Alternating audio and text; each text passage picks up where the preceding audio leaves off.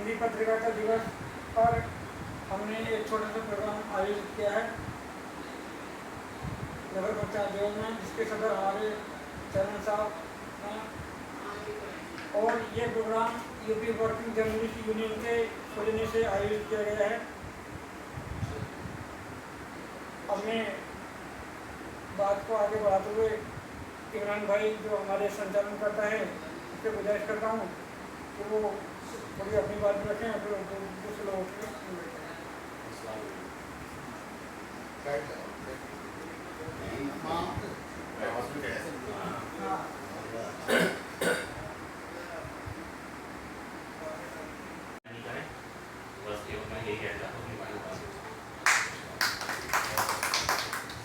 मनाया जा रहा है और हम सब एक हैं। इसी तरीके से अगर कोई भी परेशानी पत्रकारिता के साथ आती है, पत्रकार के साथ आती है, तो वो एकजुट होना चाहिए, ताकि हम चौथा स्तंभ है पत्रकारिता का, लेकिन हमें पता चल रहा है कि हमारा स्तंभ खोखला हो चुका है। जी बिल्कुल सर। कोई भी बात है, पत्रकारिता आपस में झगड़ लेते हैं और अपनी बात वहाँ तक नहीं पहुँचा पाते, एक दूसरे की टांग खींचते हैं। तो जब हमारा चौथा स्तंभ, तो हम कमज़ोर क्यों हैं? कहीं ना कहीं हमें तो कमी होगी। तो मैं सारे अपने साथियों से ये कहना चाहूँगा कि अपने स्तंभ को और मजबूत बनाएं, ताकि और बड़ी मिसालें हैं जो और संगठन चल रहे हैं, जैसे अभी कोई अलग संगठन चलते हैं, वो इतने मजबूत होते हैं कि अपनी बात को ऐसे ही मना लेते हैं। और हम हैं कि हमारी कोई बात अगर आती है तो उस पर कोई अमल नहीं होता। तो मैं बहुत बधाई दूँगा कि आज हम 30 तारीख में यहाँ इकट्ठा हुए हैं और पत्रकारिता दिवस हम मना रहे हैं। आप अपनी बात को नाम देगा। बहुत अच्छा। मेहता बोंगरी साहब, डॉक्टर कटिजी साहब और यहाँ मौजूद सभी को मेरा सलाम अर्ज है और नमस्कार। ये छोटा सा प्रोग्राम रखा गया है और इस प्रोग्राम के जरिए हम ये चाहते थे कि एक ग्रामीण अंचल में ही पत्रकारों का एक सम्मेलन सा होना चाहिए और एक मैसेज जाना चाहिए। होने को अमरोहा में भी एक प्रोग्राम होने जा रहा है, लेकिन ग्रामीण क्षेत्र में बहुत कम इस तरह के प्रोग्राम होते हैं। तो कोशिश हमारी ये रही कि यूपी वर्किंग जर्नलिस्ट यूनियन की तरफ से ये प्रोग्राम रखा जाए। ये यूनियन बहुत बड़ी है, लखनऊ में इसका बहुत बड़ा ऑफिस है और इसके जो सूबाई सदर हैं, मेहता भाई जानते होंगे, मिस्टर हुसैन सिद्दीकी साहब, बहुत ही एक्टिव रहते हैं पत्रकारों के लिए।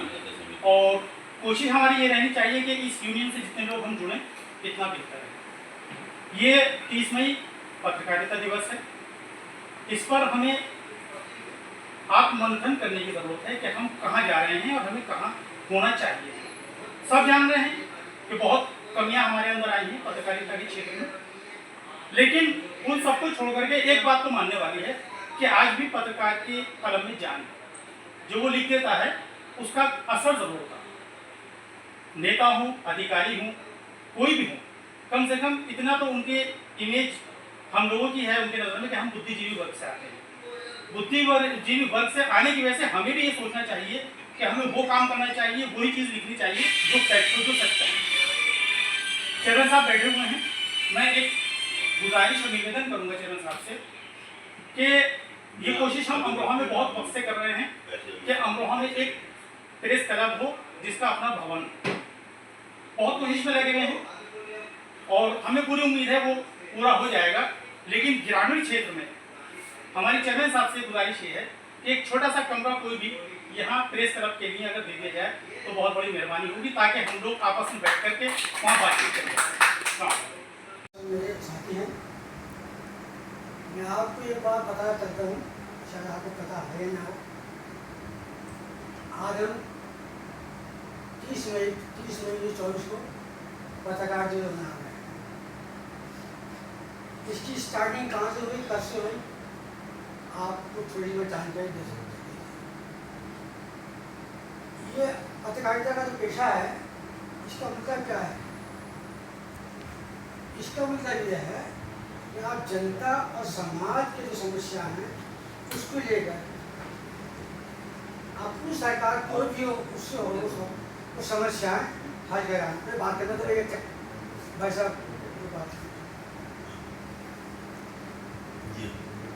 मेरा कहना यह है कि हमारा पत्रकार मतलब क्या होता है?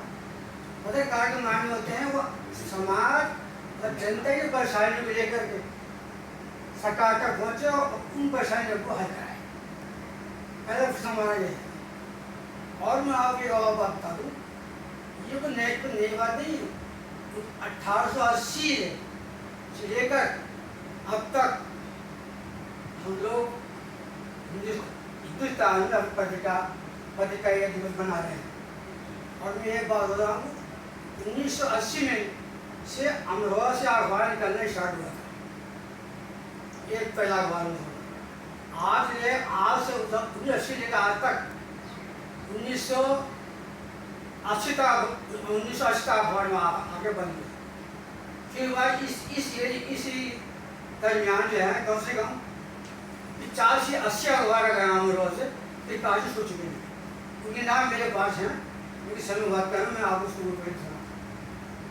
अब मेरा मकसद यह है कि एक दूसरे की टांग खींचना, पत्रकारों में कुछ बात हो गई, मैं बड़ा पत्रकार हूँ, छोटा पत्रकार, कोई छोटा बड़ा पत्रकार नहीं होता, सब अपने भाई और जिसकी पूरा गवर्नमेंट है वो हम पत्रकार मानते हैं।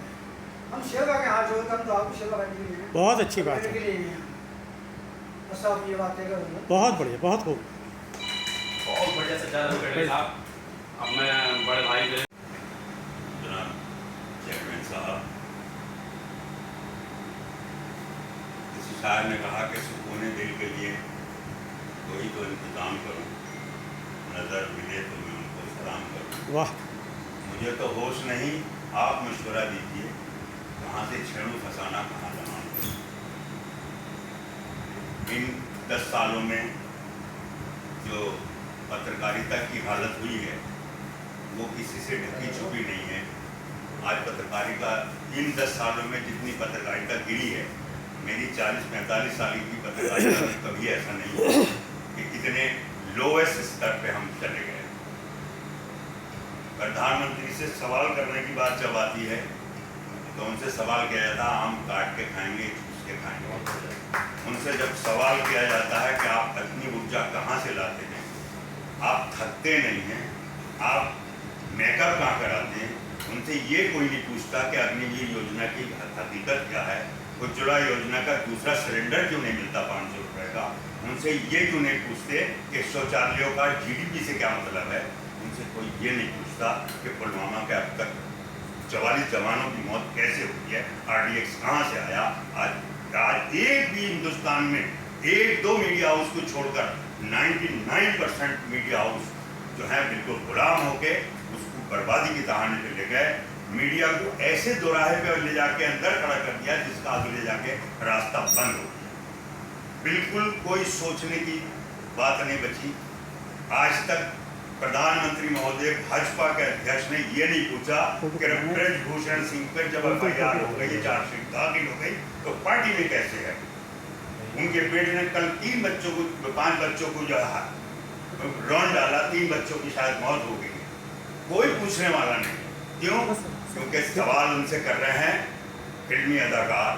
पत्रकारों को पीछे हटा दिया गया, पत्रकार को सवाल करने की स्थिति में नहीं बचे हैं।